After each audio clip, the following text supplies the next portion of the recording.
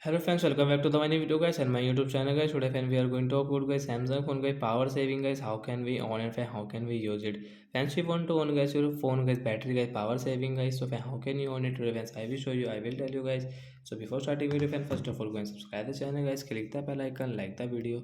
Friends, now let's see how can we on guys Samsung phone power saving. So friend, we will on guys our phone setting guys. After on phone setting guys, scroll it and click on guys your phone guys this battery setting guys. Tap on guys this battery setting.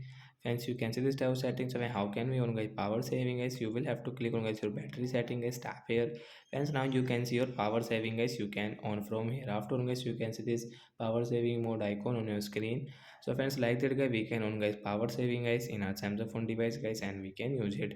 So that's it guys. Thanks for watching the video guys. I hope friends you understood how to on power saving in our Samsung phone device. So bye guys.